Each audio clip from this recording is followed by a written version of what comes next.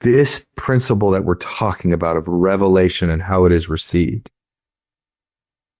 the fact that the early prophets and apostles and the early saints after the crucifixion and resurrection of Christ, the fact that they even attempted to write down in a very limited language, all languages are, but tried to communicate eternal truth and saving truth and put that into words already tells you there's more to God, there's more to Jesus Christ, and there's more to his gospel than what is contained within the Bible.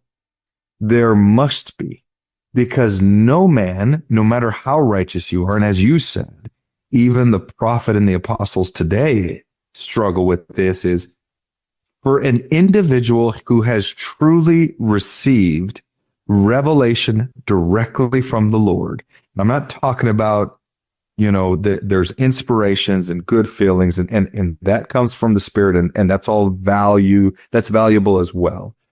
But there are those moments when you receive pure light and truth from the Lord, in particular on the things that are of most sacred nature, such as what some of the earlier prophets and apostles were trying to teach and communicate after Christ's ascension.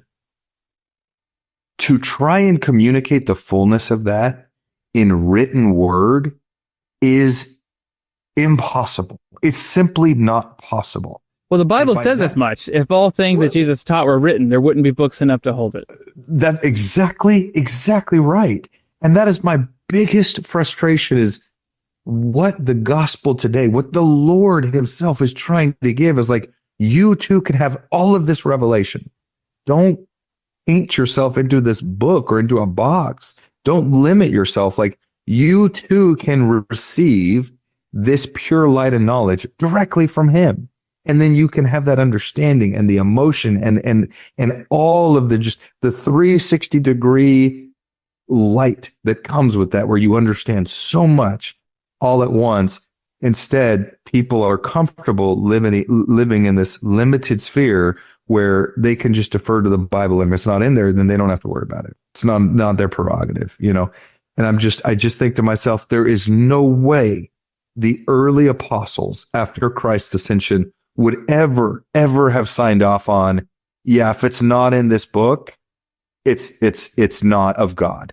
Like it's not to be discovered. It's not to be found out. Like, that is so antithetical to everything I have to believe the early apostles would have taught, that it defies all logic that so many Christian faiths have gotten to where they have gotten today, because it is only from him and through understanding how to receive that pure revelation and light and truth that you can truly even begin to understand God and his ways.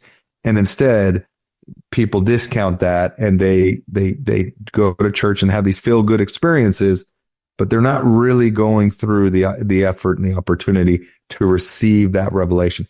And that's everything that our church is trying to give people, is go to the temple, become a covenant son or daughter of God, understand the gift and power you're being given in those covenants, and then you too can receive that personal, direct revelation that only the Lord can give.